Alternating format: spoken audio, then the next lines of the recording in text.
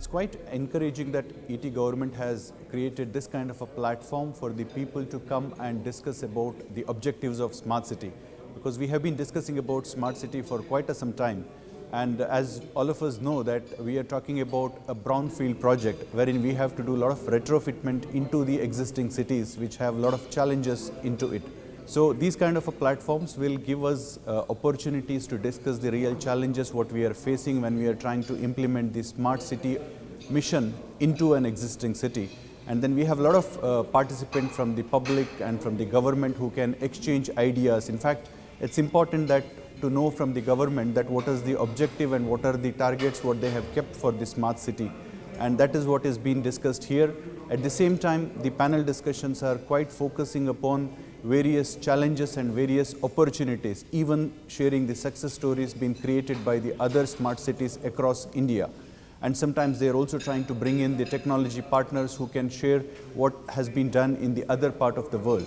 So from that angle, I should really thank ET government for creating or giving this kind of an opportunity for India to discuss about the smart city. We have been keeping targets of certain smart cities, and then we are also trying to come out with various tenders or I would say the projects related to smart city.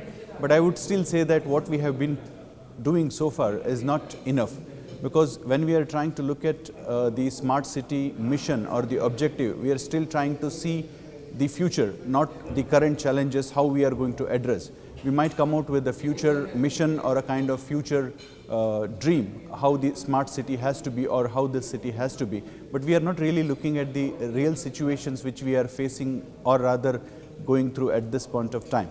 So what we may have to do is that we may have to really get into go into a deep insight wherein we can understand what are the current challenges a city is been facing. Of course, we have to convert it to a smart city, but before we need to also address the challenges being faced in the city. For example, we have to have a lot of infrastructure which have to be developed, but then the city has already have a lot of infrastructure being developed into it. Now, how we are going to optimize the existing infrastructure into a new infrastructure rather than focusing upon only building the new infrastructure is something I would say it's missing. So I think if we try to focus on these points, we will be able to get a better result at the end. So Delta is world's leader in terms of the power management solutions as well as thermal management solutions. So with the kind of expertise what Delta we have come out with various infrastructure solutions for the smart city. So when I talk about the infrastructure solutions, I generally say there are three pillars to it. The first one is institutional infrastructure. The second one is physical infrastructure, and the third one could be social infrastructure. So Delta is trying to put its efforts in supporting the technology for the physical as well as social infrastructure. So under physical infrastructure, for example, the mobility. So we are trying to create an infrastructure for the EV charging, including the storage solutions which can be part of it, and along with that we can also add the renewable energy solution so that the complete energy infrastructure can be provided by Delta. On the social infrastructure, when we look at the safe living or the quality of living, we are also trying to improve the quality of living.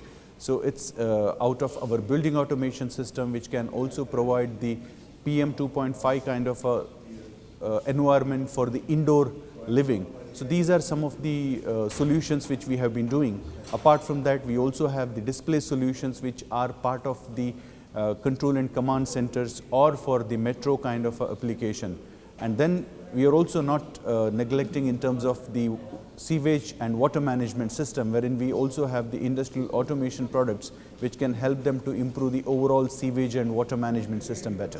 In fact, I have been to one or two smart city forums before from across the India, but then here I'm able to get a real insight from the mission director of smart city or the different state or different smart city owners who can tell us that what challenges they have been facing when they are trying to implement the smart city, and then what all the opportunities we as a technology partner or solution providers can come upon. So from that perspective, I think it's a great learning to me, and then with this takeaways, we can go back and then discuss with our product team or the solution team. In fact, the technology team to come out with the right kind of a technology.